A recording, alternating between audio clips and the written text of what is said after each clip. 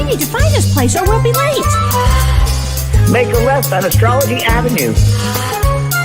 Oh, I'm sorry, I meant right. It should be right here. 444 third way. Oh, turn. It looks like Renee. Yay, we're on time. The James and Kellee Show. Great, let's start the show.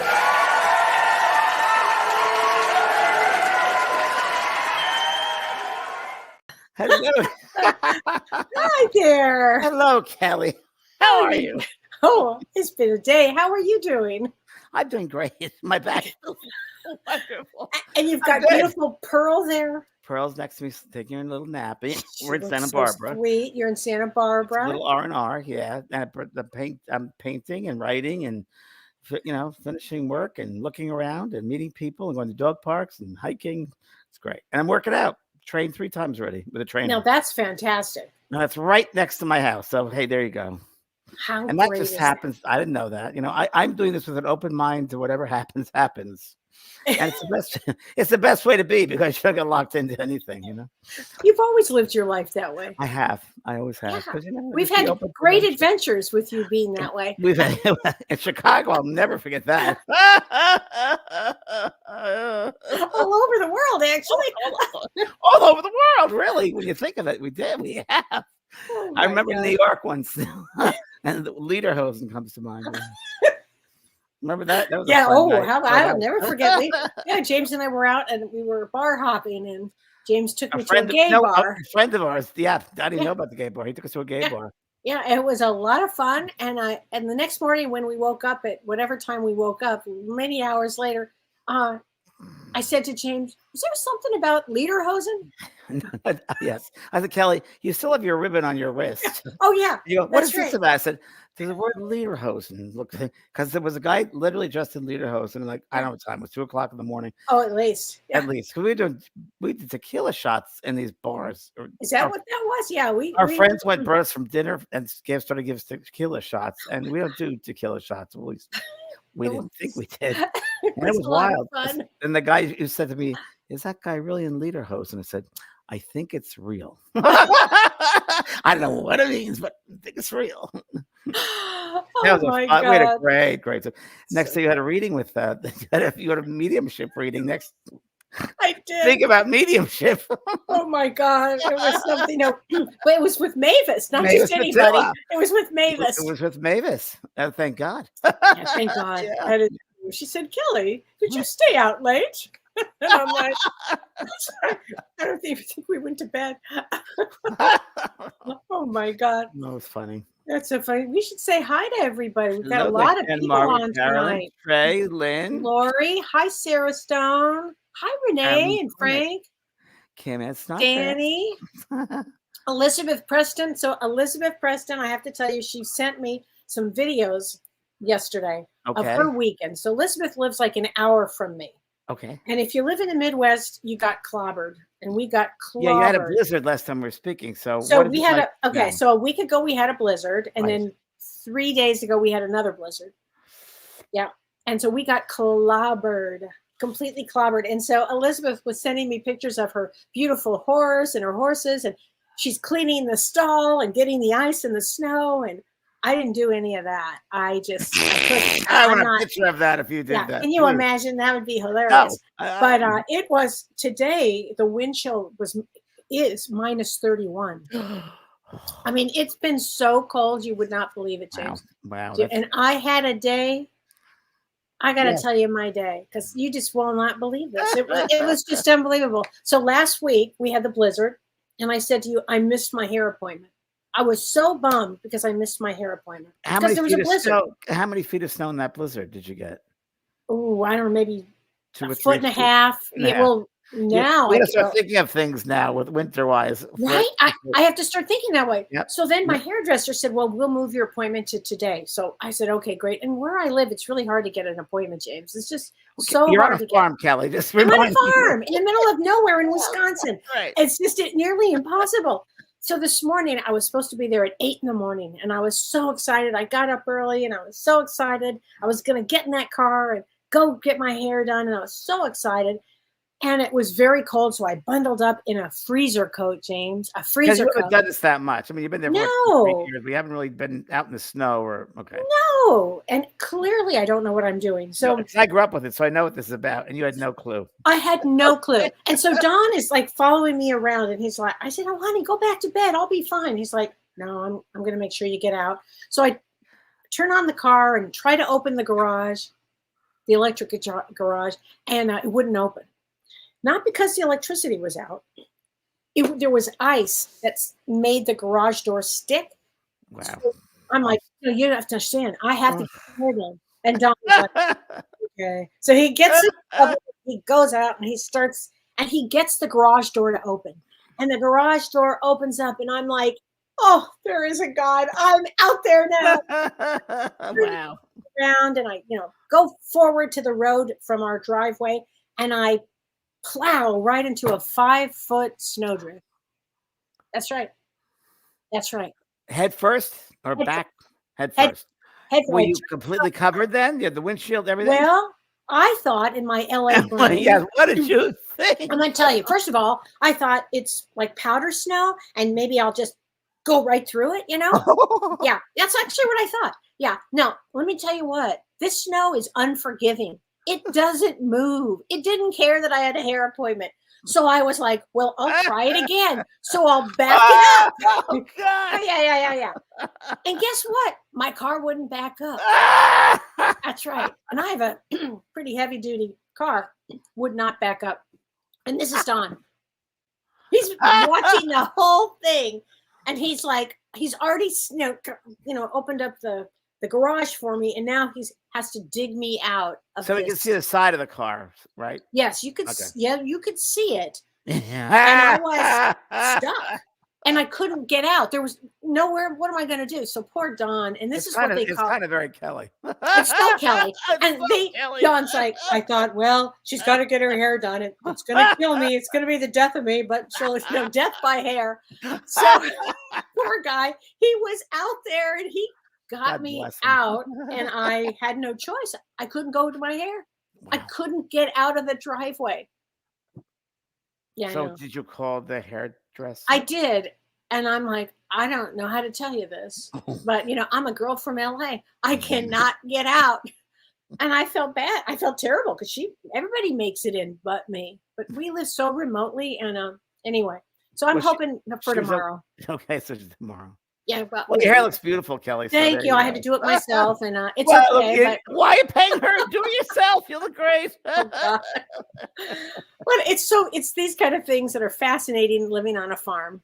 Things I've had to learn. I mean, your next book is going to be about that. It's going to be about my experiences. Girl from LA, from Beverly Hills, actually, and living on a farm. And I haven't yet done your forward of your book, but I am. It's on my list. I know it's on your list. I have a couple of programming things, and but I will do that. Yeah, I cannot wait. And then we'll get it published, and then people can get it, and they'll be so happy. It's good. It's good. It's very. It is good. So I wanted to tell you, since I was home, I had a very interesting day, also, James, because today is Martin Luther King Day. Yes, it is. And I was. I get this curiosity thing. I wanted to know why he chose January 15th to be born, because January 15th today is actually his real birthday. Did you know that? No, but I'm going to throw something in here before you continue because it's important, I think, if that's right. MLK, Martin Luther King, when I was a little boy, 7 years old, 8 years old, really when I was 4 years old, and I saw colors and lights around people, I was able to see it with John F. Kennedy, certain lights. Wow. It was interesting because there were different shadowings and lights and streams.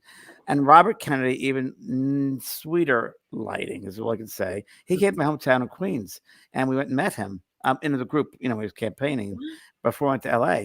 And I liked his energy. His energy was very, very light. And MLK, that I saw on television, had the same, very similar, but really a lot of green healing energy. I mean, he was a major philosopher and healer that came to this planet. And when I saw that, and I saw that they were killed one right after the other, I was like, wow, is that what happens to the light like that? When I was a little boy, I'm thinking, is that what happens to those people that have those bright lights like that? That was the first thing I thought. That was my MLK. I know, weird, but it's true. No, that I love what you're saying because it fits into exactly what I was going to say. What Continue a surprise! But that's such an amazing story. Right? Yeah. We've never talked about this. And Abraham Lincoln, same thing, by the way. I know you've always been obsessed. Similar light, similar. That's interesting. Similar frequency of light is the only way I can describe it. Yeah. And then you thought, is that what happens when people have that kind of light? Do they get knocked down? Because notice, all of them were assassinated. All Yes, four of they the were. ones that had that bright light. At the same time, really. Were assassinated. And astrology chart, there are certain people that have destiny points for that. Yes, there are. There are destiny points for that. I was curious. I have that in mind. Oh, yeah. wow. I have a destiny point that I could be assassinated. I don't think it's going to happen. I think I've passed that point, but I knew at certain years when that was possible, but it's passed. So I'm not going to go. But it is in people's charts. It's definitely in people's charts. It has a lot to do with Pluto, actually. Does it, Kelly? Yeah, Pluto. It does, because Pluto is the underworld. It has a lot to do with assassination. And interesting, because astrologically, somebody on your show this afternoon asked about the next 3 months. And we're in a Pluto return. And so Pluto, tell us all about that, please. Well, so I'll get into the Pluto return. Oh, yeah. First your MLK thing, yeah. But let's talk about MLK thing first, because I think it's really important here. Because today is a really special day. And, James, I was just curious why he would choose January 15th to be born. Because it seems like if you choose January 15th, it has some huge significance to it. And before I even go there, I want to say happy birthday to Ruth Strads. Happy birthday, Ruth. Happy birthday, Ruth. You're a big fan of ours. And your birthday is January 15th also. So happy birthday to you. Happy birthday, Capricorn. Absolutely a Capricorn in Vedic astrology or in Western astrology, James. She feels like a Capricorn. Isn't that interesting? Wow. So Martin Luther King, his birthday is actually today. And that makes him a queen of diamonds. Because, I'm always into what card are they? Cards of them, yep. Always. Now, Queen of Diamonds is an extremely difficult card, but it means to have spiritual awareness. And so if we take Martin Luther King's life, he was an American Nobel Peace Prize winner. One of my favorite quotes of his is, "The measure of a man is not where he stands in moments of comfort, but where he stands at times of challenge." Fabulous. Right? So I don't know if you knew this. It's a total philosopher. So he was actually influenced, James, by Mahatma Gandhi. Did you know that? I think I read that once years and years ago. Yeah. Wow. Well, and that philosophy is called Satyagraha, which I'll never pronounce correctly, but essentially it emphasizes peaceful. Satyagraha. Satyagraha.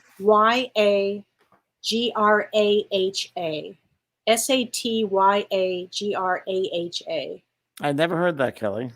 It emphasizes peaceful strategies instead of violence. Oh, that's fabulous. Let's push that. To achieve. We need to push that, everybody, and on social media, please, and outside in the world, right? And absolutely. And it was said, James, which I loved, that Martin Luther King used his soul power, SOUL power, rather than physical power, successfully lead and bring about transformation. You felt that with him too, didn't you? You felt that. It's absolutely you did. Yeah. And so today is a really interesting day, because today, January 15th, going back to why I wonder why he chose this day to be a leader, because he was a leader, right?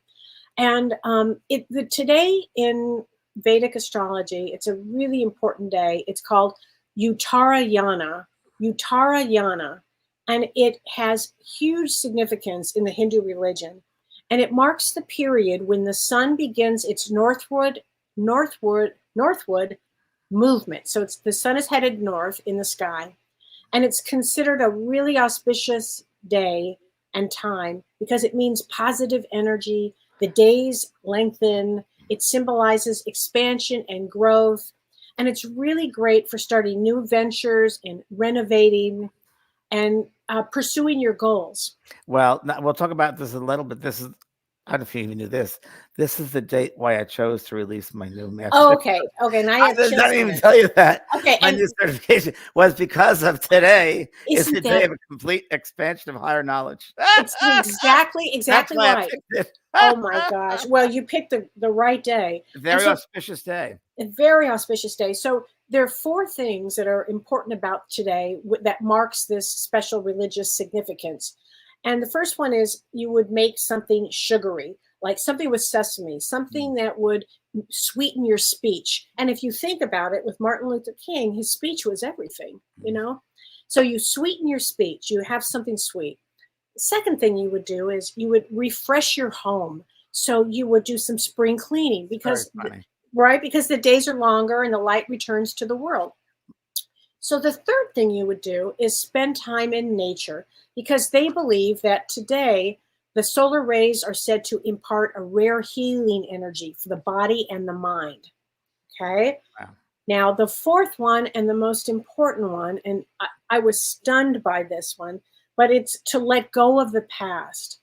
And it means it's the deeper meaning. And what it means is to let go of the past and practice forgiveness. It's for Because day of forgiveness. the day of forgiveness, because it says the sun is Surya, which means the light, and Saturn, the ruler of Capricorn, which is in Capricorn, is Shani, the shadow born of the sun.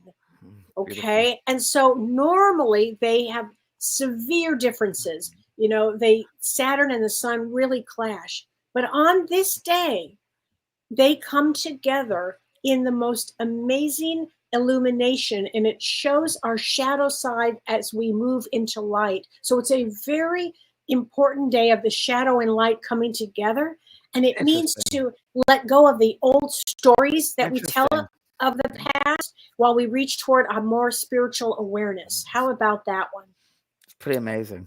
And I was telling you earlier, I had an experience I didn't realize that the importance of today. I really didn't. And I just had to know. But yesterday something came to me, and I started thinking about an old friend of mine who had a real problem with somebody that I had stopped talking to for, well, at least 5 years now. And I just couldn't get over the anger that I had. I just couldn't get over it, you know, like the forgiveness piece of it. And for some reason yesterday, James, I just woke up and decided I just didn't want to have this. I didn't want to carry it anymore. Right. So I sent her a text today. We ended up having a conversation today, and there was an extreme amount of healing that went on. Time was right. I had no idea, because it wasn't until afterwards that I put this together about what the significance of today was.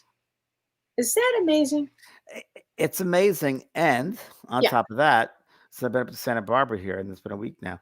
But a good friend of mine from the dog park in San Diego came to visit me this weekend, and it's been just spontaneous, and it's exactly what we're talking about. And we're just talking about the oldness, letting go, forgiving people, the shadow side, the sun. There's so much beautiful light here. Yes. And this is the place it used to be where I am. It's like Santa Barbara's changed quite a bit. It's like, that's the old part. It's, well, that's the old part. So you got to let go of that. It's interesting. It's a great time. It's, I'm spring cleaning. I went doing all the things. My cleaning products. Perfect. You know, I mean, it's just, you don't want to carry that going for, on. It's a new year for everybody. It's a new year, and so many amazing things. A renewal for life. Well, and you just opened a course today. Tell everybody about this course. This is a course which I was, people have been, over the years, the favorite course, besides the mediumship courses, these two have been done very well, and very well as far as people's changing their lives, transforming their lives. You know, the one course, 28 Days Transformation, really good to talk about dealing with your old stuff and shadow side and boundary work, family, friends, partners, work, so forth, and the things that hold us back from being the best we can be. And that's really what it's about. And then the other course, so that was great itself. Then I have a coach course, life coach course. And that was one which is done extremely well by people's responses to it, and how well people recommend it to people. So I put these two courses together. And it's a special life coach certification course, mixing 28-day transformation, the regular life coaching, and I threw in a lot of extra calls and options for people. So it's available today. So Today would be such a great day to sign up for this because it does set the intention and the tone for the year and going forward. And there are spiritual coaching calls. We have like 7 of them. The best part about it for me, which I love working with people. Yeah. And the first call is for everybody, is an assessment call. So I assess everyone individually, each person, as far as where they are in their spiritual path, emotionally, energetically, physically, mentally, spiritually. I do an assessment of each person. And then they do the course. They do the master course. And at the end, the last phone call I have, it might be probably 2 phone calls. I'm going to have to take time with each person. But the last one will be the bonus assessment to see where they've come from. Like where they started with and where they've gone to. And what do they still need to work with. So that's my master certification course we kept today. And it's all about transformation, being happy, bringing joy into your life. And I felt it was very particularly important at this particular time because, as you know, Kelly, I bitch and complain about the world changing with people having no respect, no responsibility, no manners, no sense of looking outside themselves. And these lessons are all about making that reality that you are this beautiful soul that shares this space with everybody. And it's a lot of spiritual philosophy and actual things you can do in your as a physical life, things you could say, how you treat people, how they treat you, changing your mindset. They're fully courses and such great tools to have. And then they can take that with their clients. And they can use that with their clients if they're in life coaching, which is the next step. Want to do, use all of that information that I'm sharing with everybody who buys it. You can have that. Just make sure I get credit, please. But it's all insight work, and it's a really powerful course. So that was a big deal. I couldn't tell people 2 weeks ago because we had to keep it hidden for a while. But I was really been working when I was sick. I was working on this as well. I was working on getting the thing because I'm such a Virgo. It has to be presented exact same the right way. I understand the grammar, everything. I even down to the colors and the graphics. Wow. I bet it's going to be incredible. Beautiful. Yeah, it's beautiful. Yeah. There we are. Oh, that's so fantastic. That's my school. People can go there. Thank you. Wow. There we are. Wow. And what's going on for you, Kelly? And then we got to talk about what we're talking about tonight. I know. Well, I'm doing a vision board class with Julianne Siegel. And tell us what that means or what that includes. February 10th at, I think it's at 10 a.m. Central Time. And it's a 4-hour class. Yeah, okay. 10 a.m. Central. Right there, and 4-hour class. And what we're doing is she's going to start with a meditation. And it's all about being able to. Oh, there it is. There it is, a vision board. Really having to do changing your life. I mean, transforming your life also because through vision boards. And you start collecting a bunch of different things that, how you want to see, how do you see your life going forward? And we're going to be talking about how to manifest and manifesting this. And it really works. I mean, it works. Yeah. I did it 40 years ago. I started with those. I didn't know they're called vision boards. And I swear to you, I put pictures of gardens I'd like to have. And of course, now I have all these gardens and then some. So true, James. It all begins with because thoughts are things. And if you bring that thought even further with a vision, you're putting more energy towards it. You're giving. Oh, here we go. Thank you. You're giving it form. Oh, I love that. I love that. Right? You're giving it form. Yes. You're giving it color, form. Yes. You're telling the universe, this is how I want it to be, like this. And that's a beautiful job. I mean, it's a beautiful thing to do. Absolutely. So please join us, everybody. If you are available on February 10th, it's going to be and it's on Zoom because people are asking me. It's on Zoom. It's going to be a lot of fun. And Julianne is terrific. So it's real creative. And she's feng shui expert. So we're going to be talking about it from a feng shui point of view too. So it's extraordinary. So please join us. Everybody, that is Pearl behind me. Yes. That's Pearl. Pearl's resting. That is Pearl behind us. Today. That is exhausted. Oh my gosh. 2 dog parks, 3 beaches, and a mountain. Oh, and Target. And Target. That's a lot. That's a lot. Oh, there she goes. Yeah, it's very funny. She's had enough. So is Daddy. I know. Daddy had to have a glass of wine. Well, should we talk? Should you want me to do a little couple more minutes of astrology just to clear it up? So, because I started, maybe for next week. What we expect for the coming week, I guess. Or just briefly, because people were asking, do I see some radical things coming up? And I'm going to say yes. For the next 3 months. For the next 3 months. I mean, briefly, yes. I'd say this is the great time now to really set your intentions. Start living your life the way you'd like it to be. Take classes. Start, enjoying your life because things are going to happen in the world. It's going to be a rougher time. It doesn't really start until probably February for a lot of reasons, and I'll Kelly, go into it the next time. Would it Sure. be anything to do with AI and that sort of hacking? And Well, it probably will be when we get to April. The answer is yes, and probably when we get to April, because we have some major planets that, and don't forget we have a major eclipse during that time. But the big thing with AI is going to be that the Jupiter conjunction with Uranus, and that's on April 20th. That's a huge deal right there, because that brings new age, is what you're talking about. Also brings healing in a lot of amazing ways too. So, but yeah, the next few months will get pretty intense. I just want to share with everybody, because people want to know what's a good way to look at this, or what can they have in their toolbox to work with this. And I was telling a friend today, I said, listen, you can always be around those things to be negative. As you said, Kelly, with duality. So it's going to be negative, fear, or you can be positive. Well, it is what it is. It's going to happen. But you know what? You're more than that. You're better than that. You're bigger than that. Remember, fear is of the earth. Fear is not of spirit. You are a soul having a human experience. That's part of the human experience. It's not part of your soul. Your soul is observing that. And the more emphasis you give in those things, like just the vision board, the more emphasis you put your thought, your mind power on, you'll create that. You'll attract that in your life. So if you want to attract fear in your life, then have fearful thoughts, limited thoughts, unconscious thoughts. If you want to have love and joy, think of the bigger picture. Think of, maybe it's, who knows, that it's not a good thing, like wars and things, people taking advantage of each other and hurting one another for no reason. And the way society is with younger generations and so forth in many ways. But I find that there's always, maybe it's humans are learning, those souls look back to learn those. And when I was ill, I thought, well, I can't measure things by years. Can't remember the years, months, and it's moments. It's moments that we have to live fully for the moments. And these moments are made up of souls having, I think, Kelly, you mentioned this, experiences, right? It's all about experiences, right? You were telling me about that. It's all about experiences. And as a matter of fact, James, when we do mediumship, we're constantly, the souls on the other side are constantly, giving us examples of, the experiences that they had on Earth and what they learned. And once they get to the other side, they're telling us and what they've learned from it. And many times they come back, it's all about, for me, I found that it's because it's done in love, and it's not a fearful world, in that there is regret. Maybe they didn't show enough love, or love themselves enough, or didn't take chances, or believe in themselves. But it's nothing about anything evil or negative. No.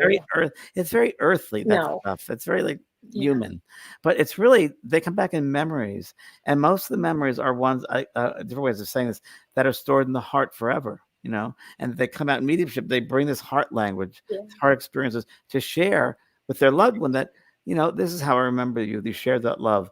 When my good friend Olivia passed over, which is worth repeating the story, when she first passed over and she knew about spirit and so forth, we worked together for 30 years. And I said, well, and we had made a pact that whoever goes first shares what happened. And when she went over, I said, what was it? She said, it was quite amazing. She said, it was like I walked into a movie theater, and I walked toward the screen, and all these people in the chairs just staring at the screen like they were sleeping.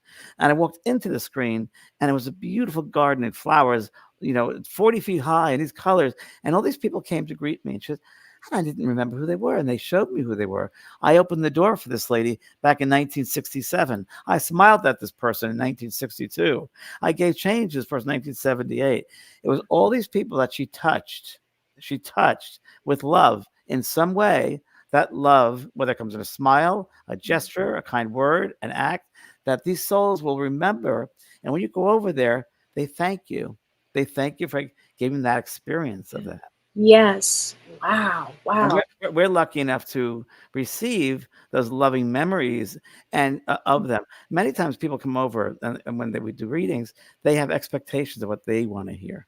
So let's talk about that, James, because that is the truth. First, I guess, preparing for a mediumship reading. So how do you think someone should prepare for a reading with a session? Well, first of all, I want to know, because when people come to see us, it's often, as you know, about grief. I mean, they're in grief. Yep. So for me, I feel that I want to know where they are in grief. Did it just happen? Are they, because there's so many stages of grief. And I think it's important that you recognize where you are in grief before you see a medium. Because if you are, and there are so many stages of grief here, I can go over them. There's denial, like you're in denial of what happened. That's not a time to see a medium. If you are Guilty, angry. if you are angry, and I have a whole story on that one. If you are in bargaining, if you are bargaining, but if you are in depression, sometimes that actually will help. I mean, seeing a medium will help if you're in depression, or if you're in acceptance. Those are the two places that I think that probably help that you can when you come to see a medium. And it's very human to want certain things to happen when you're seeing a medium. Yeah. You know, I mean, I went through it too when I was going through mediums. I wanted to hear from certain spirits and so Right, forth. right. But as I've learned, and Kelly's learned, that you really just open up your mind, and whoever's meant to come through, the spirit world will arrange that. So the intelligence of that world knows what is important for your soul and for the one that has passed over. And it's really, maybe Fatila told me this years ago, and I really love it. And she said to the audience, "You're all very nice people, but I've come for them, not for you." Right. She remembers, she always said that. Always. Yeah. And what she meant to everybody was an audience platform she would do. She said, you know, nice people, but I'm really the medium helping those spirits that have passed over who are still holding on to old thoughts of resentment or guilt or things they should have said they loved. And they're kind of stuck in a purgatory. But remember that that's a very, very mental world. And you live with your thoughts over and over again. You know, in this world, we do something bad or say something bad, but we didn't mean it. We can go back to the person saying, I was just kidding around, or I didn't mean that. But when you're in the spirit form, you cannot do that because the person's in the physical world. So you live with those mental thoughts over and over again. And many mediums are used to help those spirits to bring that message through, to bring that to completion, so the spirit also can evolve and move on to other levels. Right. And I find, James, that when people come to, first of all, if you're going to go see a medium, please find out about that medium as much as you can find out. Well, first of all, go by a recommendation. Don't just recommendations. No. Don't just pick them. And I'd be very leery of people, and a lot of people do this, but my personal thing, I'm very leery of people that talk about doing tarot cards and scrying and pendulum readings and mediumship and psychic work. It shows that there's a lot there, but they throw stuff on the wall and see what sticks. Exactly. And for mediumship, it's a specialty. It's an art that you really have to develop. That's why I worked in my school for many, many years, to develop the right way innately within you. And it's a patient way of being. It's very passive. So when you go see a medium, number one, recommendation.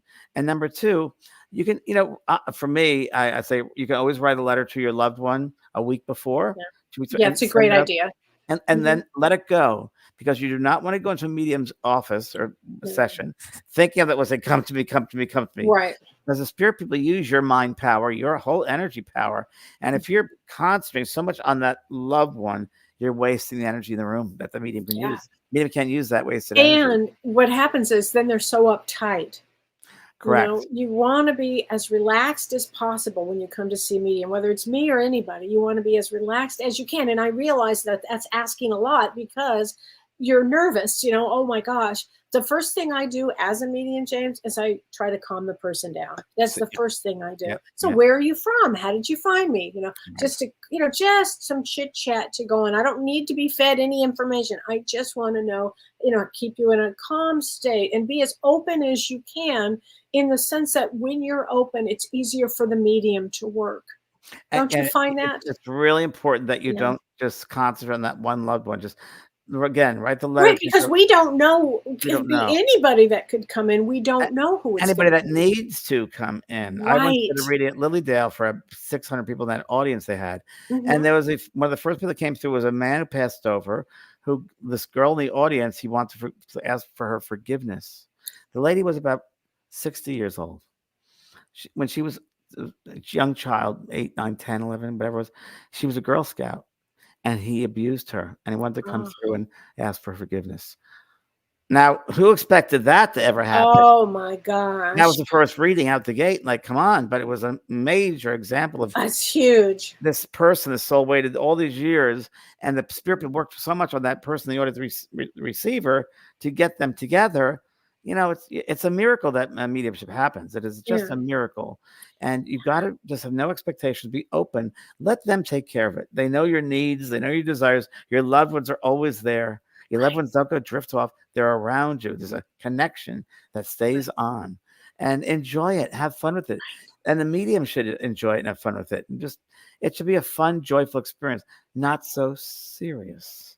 That's so true. Even though it's a serious, there's a lightheartedness to it. Yeah. And, it's also really important, I think, that when you're doing as the medium, they use our experiences, our life experiences. That's exactly right. So the references.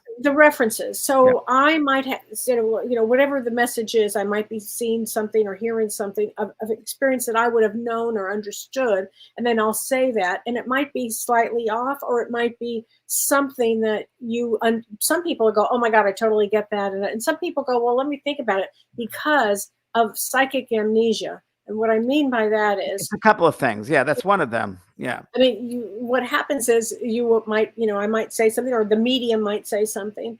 Yeah. And you're so in the moment of, oh, I can't pay attention because I'm so, I need the nickname. Give me the nickname. Yeah. Oh, I'm wanting the nickname, whatever. Right. And it goes right past them because they're not in the moment.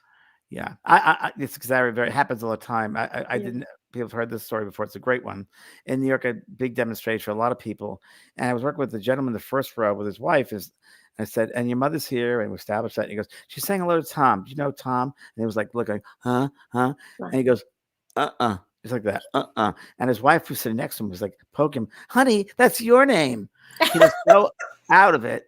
And Kellee and I've had many of these. Oh, please. I can't tell you how many book signings I've had where the person said, oh, this is the best one. Please. Okay, tell me. Try to play this one. Has to come out of me. Has to.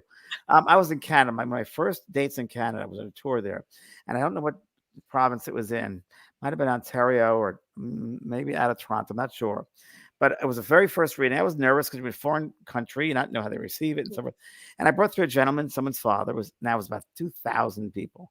Wow. And I said, there's a man here. And, oh, this is interesting. He said, his son is in the audience and you have his chessboard. And you just took it out yesterday. And pretty specific. Okay. No one's saying anything. And I know what I'm hearing. Right. And I said, there's also Stanley. No one. Really? And they said, oh, here's something interesting. Well, you'll know it now. He was the first liver transplant in Canada for a man.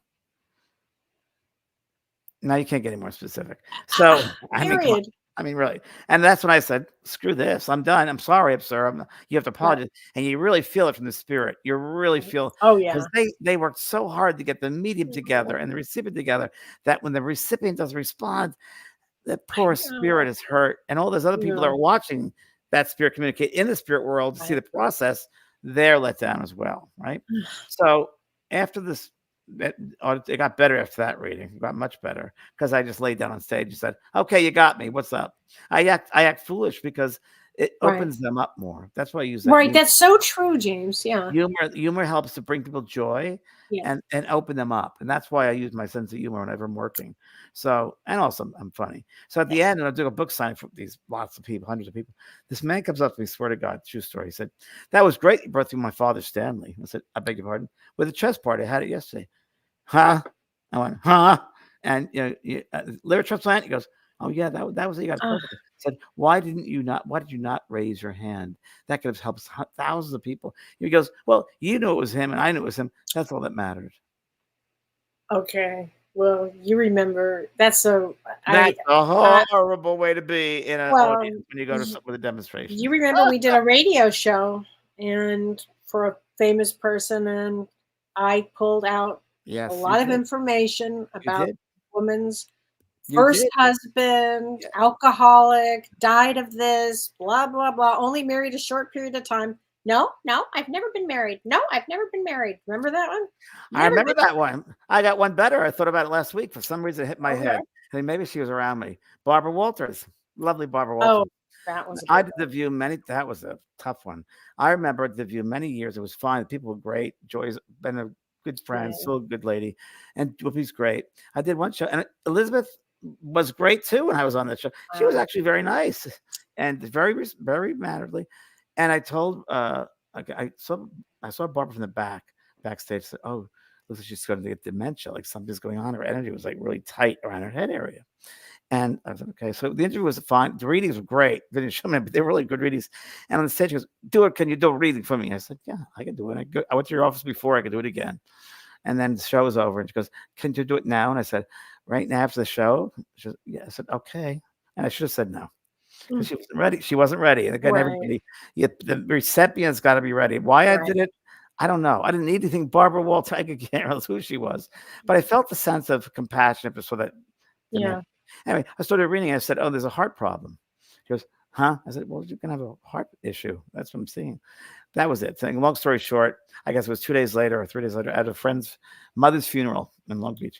And someone came up and said, Barbra Walters just dissed you on The View. I was like, what? So I saw the broadcast, and she'd gone on and said, that man, James van Praagh, was on our show. And he said, I had heart problems. And this wasn't even public. I made sure. I took a microphone so no one could hear it. Right. So then she went to a older doctor, out of surgery, this whole thing. But anyway, to make a long story short, the other day I looked up, I was like, she's still alive. Oh, yes, she died a year ago.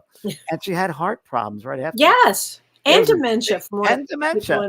But the hard thing came out, I remember I did hard copy, or one of the shows said, she owes me an apology, that woman. Because think of all the millions of people who are watching that show that she hurt because of the wrong information. She said he wasn't good. That was not real. And that hurt so many people about mediumship. I mean, that wasn't. But what can what can you say with many of those? At least it was out there, right? I mean, at least, that was a hard one though for you. I remember that one. That was pretty awful, actually. When someone says things about you that aren't who you are, it's like, wow. So that's like getting attacked like Martin Luther King. Assassinated, because because she could have ruined your career. She did, which would have ruined everybody's after that. Well, I couldn't get on shows. The bookers would not book me because of that. Because they would go. She was pretty powerful. They didn't know they didn't know who I was. They go Google me, and the first thing that would come up was Barbra Walters. Oh, remember that? So that was I remember. So I do. But who knows? But I liked her. We got along really well before that. I was at her office several times to read for her assistant. She was nice in those first days. Wow. Who knows? But who knows? It's the same thing on this subject. So you meet all different types of people in mediumship. And I think it's also important when you're doing a reading for someone, you've got to be open to realize that you're going to have brand new experiences with the person you're receiving, the physical person you're going to read for, that there's a responsibility you have for your sitter. And that responsibility is to be as open as you can, to be ready to work. Because as I often say, it's kind of a three-way, which I joke. It's the recipient, it's the spirit. We've done our work. It's a medium, the spirit, and it's the recipient. And we've done our work ahead of time. And it's up to the medium sometimes to give the directions to the recipient, how they should be, how they should behave, how they should respond. Yeah, how they should, right. And we do need a response. We need the energy there. And I want to make sure also that everybody knows this, that when you go to see a medium, please don't be smoking pot. Please don't be drinking. Don't do any of that, because the energy screws with my energy or any medium's energy, and I can't do it. And I literally will stop a session. I've done it. I've done it. Right? Me too. I've done it with celebrities. There were celebrities. I walked out of what's her name? Debbie Reynolds' daughter. Oh, Carrie. Carrie. Eating something pot-wise, and I said, "It's over. Bye." Right. And I went, and I literally had to climb over the big iron fence out in the middle of Topanga Canyon. I remember. I remember that was like a 20-foot fence, and I'm like, I'm not going back to ask her to open this gate. I'm climbing over this big fucking, I'm like, I'm gonna be. That's very funny, but it's true. You just don't want that. I mean, you want to be in a calm state. You want an open mind, like James is saying. You want to go to a reputable medium who. You'd be surprised, everybody, how many people actually have seen a medium. There might be people that go, "Oh no, I never." But you'd be surprised, right, James? It's changed quite a bit. A lot more open because we've had TV shows, probably not great, but at least it's been out there. The topic of mediumship, and so that opens people up to investigate and explore. So I think that's pretty good. I think it's really, from my old point of view, I think that when you go see a medium, as the medium also should know, that it's a sacred experience that you're entering. It's almost like entering a church or a temple, or to me, it's like a place of holiness. Like when I prefer reading, I'll set the space up music, maybe, or put my. That's what I do. Mind. I set the space. You set the space. You're inviting them to a party and the people that receive a reading, they go, whether it's on Zoom, whether it's on a phone call, whether it's in person. Do it with respect. Do it with sacredness. Because the more sacred you are, the higher the frequency is. And the easier it's going to be for the spirit to come through. And it'll be for the medium and for yourself to receive it fully.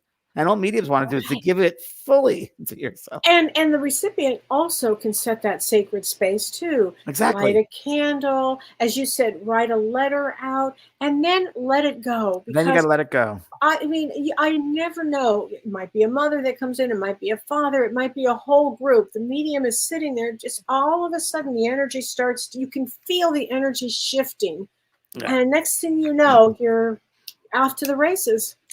I just heard that girl again. Okay. She just said to remind them that what I just said before is that's an important point. Okay. So when we work as mediums, whether it's again a platform demonstration, and it's happened to me where I've been working with an audience and I see beings above them, like layers, like a choir. And I asked my guys, I said, who are those beings? And they said, well, those are spirits, souls that are looking to do this at a future time. So they're watching the process, they're observing the process. So in the future, they might have the opportunity to work with a medium, and they want to how to send the thought and the emotion. And that happens at one-on-one readings too. So the medium is bringing a lot of souls who are just observing. Right. And you too, as a recipient, your loved one, maybe they've met some friends over there. Some new people say, come watch me talk to my daughter. I don't know what's going to happen, but come watch. You'll have a lot of people watching you and helping with their energy as well. Happens. Oh, so true. They learn. Actually, you taught me that a while ago, that a soul on the other side will follow another medium just to see, how to work with somebody. Yeah. Which I always found that to be so fascinating. And I find every day, and even my sister passed in April, my father, everything. And Mavis passed over, and all these people. Most of my friends are on the other side, but there's more about learning than even here. You are able to do all types of learning over there. Things you've always wanted, talents you want to express, whether it's and things that we don't even know from this physical earth, but colors, lights, nature, plants, life forms that we don't know. But you're able to experience them and learn experiences there. It seems like you learn them there, but you do them here. It seems like they work out physically here. You might learn something over there and bring it back here so you can physically use it on the earth. And so you're absolutely right, because the recipient may receive a message from one of their loved ones that is life-changing for them, that they might something about helping them going further in their life or further in their career or further in love even. And you really got to realize as mediums and recipients, when you bring information through and make sense to the recipient's like, wow, that recipient will tell someone else, who will then tell someone else. There's a rippling effect, and all the people that are affected by that one message that was given to the recipient. So all the recipients out there, you kind of have a job too. And Kellee, I'm sure this has happened for you, where the spirit say, okay, you got to be the medium now. You got to tell that other person that their mother wants to talk to them. Yes, happens a lot. Happens a lot. That happens a lot. They'll try any way they can to get through. Yeah. Mm-hmm. Yeah. Oh, absolutely. And I've had a thing where all of a sudden I'm doing a reading for somebody, and their next door neighbor will come through, and the next door neighbor, and it's because the next door neighbor needs to get a message to somebody else. When when you open the door, you don't know. I did a reading for Shirley MacLaine once, and her daughter this time, back in Connecticut, and a long time ago. And we're sitting there, and I knew her father had passed over, and I was just open. And this man came through, and she verified everything. He was a next door neighbor, and he wanted to apologize for the flagpole that they had an argument about 5 years before. Okay, that's what came through. That's amazing right there. Oh my God. So Renee Hounsel, thank you, Renee, for this. And this is so true. She says, we believe that we pick the medium, but spirit is watching and connecting with the medium, and that leads the sitter to the medium. That's what they share with me always. She says it's so true. And I think it goes back, Kellee, to what you were talking about earlier about references and life experiences, because I look at it this way, like above us are all these lights of experiences we've ever had. And whether it's someone who's traveled around the world, or like you, a cook, a chef, you worked in corporation, you've done so much life experiences that you'd be a great medium, because you have all these experiences that the spirit can draw from in order to communicate. Right. So some of the best mediums in the world, the ones that speak several languages, travel over the world. So that's really because they have more to pick from or choose than someone who hasn't had. Absolutely. So this is a great question from Tippy Landis. She says, what if a medium won't let you record the session? Is that okay? For me, I record every session, Tippy.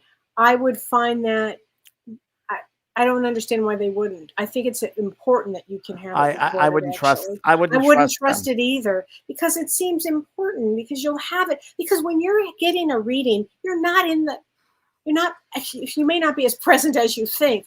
You Right. might be so shocked.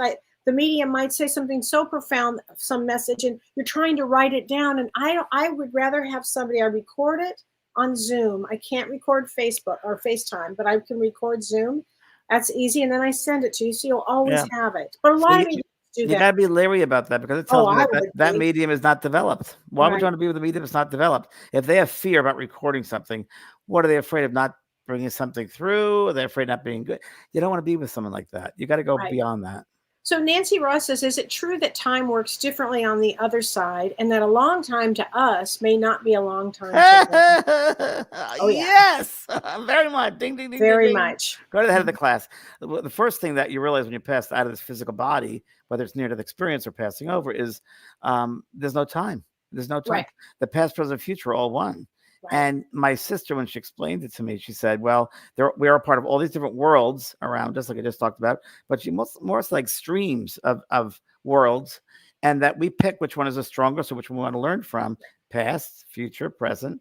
And it's interesting. I don't understand it fully till I pass over either, the whole quantum physics, but I do within me feel, and Kelly, I don't know how you feel about this, that the thoughts, the words, the actions that we create now do affect our past and our future. Absolutely. You All think at so, once. Kelly? Absolutely. Yeah. Absolutely. Because when I had my head injury, Yeah. I saw, James, that there's no such thing as time. Yeah.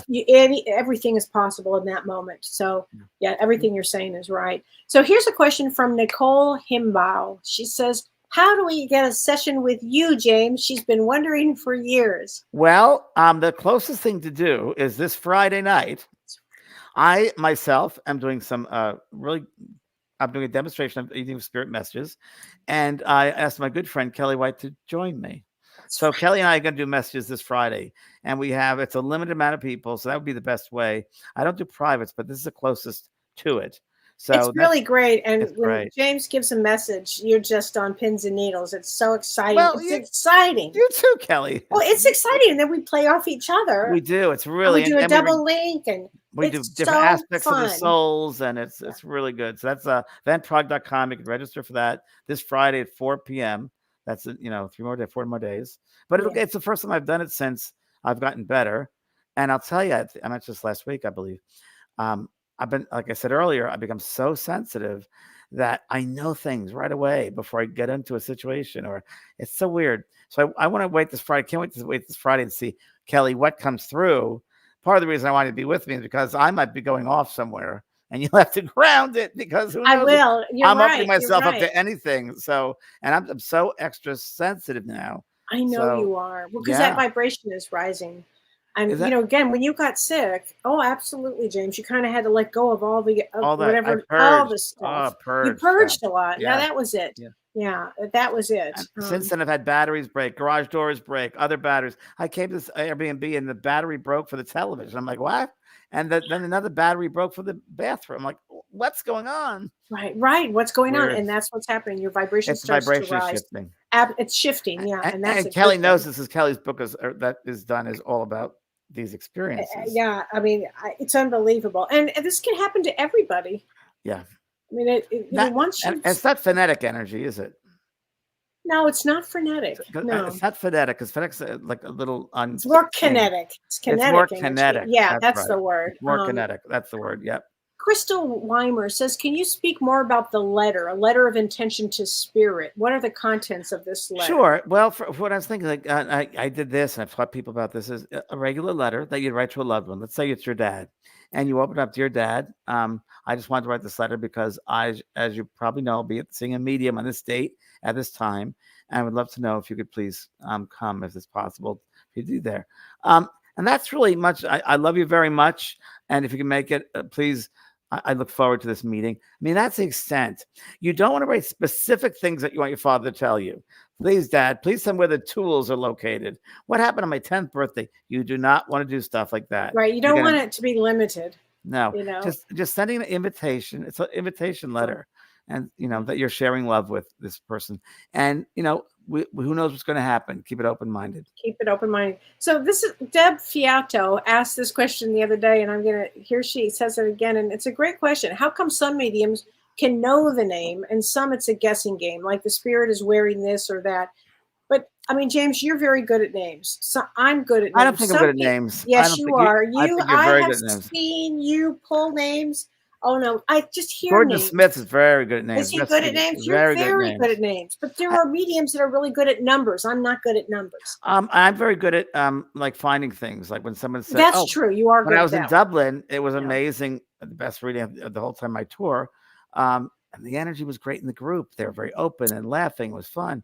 And a young boy came through, his mother and his sister in the audience, and it was great. And he showed me clairvoyantly, because my mind, I'm like, show me it. And he showed me his gym bag in the garage. And the message was, I know my mom is mad at me because I didn't clean out my gym bag. And she still has it in the garage with my smelly sneakers and socks. And the mother said, oh my God, yes. And I was just looking at it before I left the house. Oh my God. That stuff I'm pretty good at, detail. And I'm only as good as the spirit is able to communicate, because just because someone's passed over doesn't mean they have the ability to do this that great. The love they have brings them through. So that's why the spirit's observing how this is done. So at a later time, they might have the opportunity. Another great one of that example, I've told this before.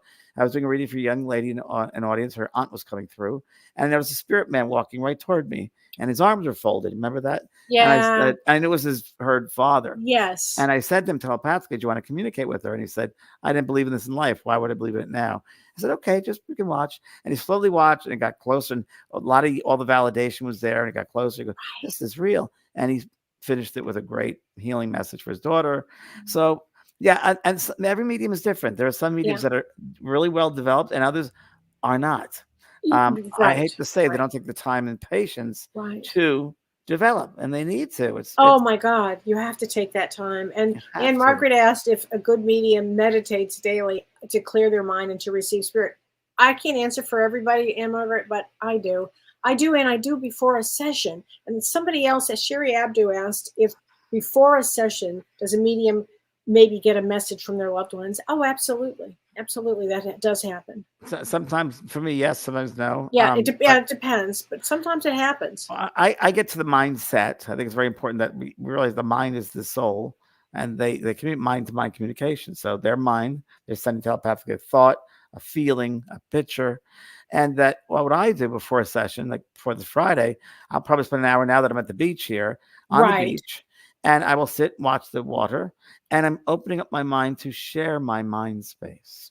Right. That's another way I do it, whether I want to prayer or intention. I just open up that space, expand it. And I send that thought of welcoming. And I get excited, enthusiastic. I'm inviting you to the party tonight. It's going to be a great party. So that's what I kind of do to get ready. And I love the work. We have Kellee and I. Oh, it's so fun. I'm so passionate about it. You're so passionate about it. I am. In the moment I'm not, then bye-bye. I can't do it. Right. Exactly. Yeah.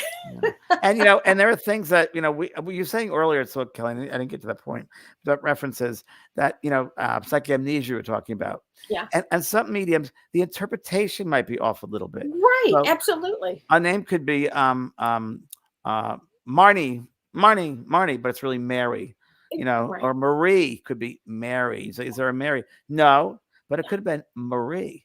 It's so close. So close, right? Communication, there are highs and lows of communication. communication. Well, you said something years ago. You said it's like listening to somebody underwater. Yes, very true. It's true. It's really, really true. I try to hear it as much as I can, but. Right. And then what I do to hear as much as I can, I do that. And then I just relax to a point where I invite them in, not consciously, but at this point, because I've done this so long, that I become them. I merge my mind and let them take my mind over. Yeah. And I'm aware of myself, but I really take the mind over. That's why many times mental trance work, when you begin developing as a medium, trance is very good because you learn how to surrender quickly. So you're right. It's really, really true. The more you can relax your mind, the easier it's going to be to communicate with spirit. Many people think, oh, the more amplified, or I got to be active with my mind. No, quite the opposite. You have to have a passive mind, an open mind. Oh, totally. But passive. But passive. It's open and passive. Yeah. Oh my gosh. And this is from Nadine Van Voren, your friend Nadine. Hi, Nadine. She says, I can definitely recommend this evening on Friday the 19th. I will look into it too. Always very interesting. Oh, bless you, beautiful Nadine. energy, beautiful messages, never wasted time. Thank you so much, James, that you will do that again. Healing, grateful energy to you. Thank you, sweetheart. Thanks, so Nadine. Sweet. My friends have been asking about you, Nadine. Oh my gosh. Well, and everybody, next week, James, we have an interesting show about numbers. Yes, tell us more about that, Kellee. Somebody asked on your show this afternoon, what do the master numbers mean when you see 111 and 222, etc.? The sequential. Sequential numbers, right? Well, guess what? We're going to discuss all of that next Monday. It's going to be so fun. And join me on Thursday. We're going to be doing Ask Me Anything, and I'll go more into the month of January and into a little bit of February and what we can see that's coming up for everybody. Right, Kellee, you're the master of numbers. I do love numbers. And the funny thing is, though, in mediumship, I don't get numbers. I get names. I don't get numbers. Wow. Oh, well. Well, thanks, everybody. Thanks, everybody. Us. Thanks, Kellee. So much thanks, fun. Renee. Thanks, James. We'll see you next week. See you Friday. See you Friday. Yay. Bye, everybody. You've been listening to Both Sides Now and Beyond, featuring spiritual medium and master teacher James Van Praagh and spiritual medium and psychotherapist Kellee White. That was great. Maybe we changed some lives. And maybe opened up some minds. Which way do I turn? Right. I mean left. The James and Kellee Show.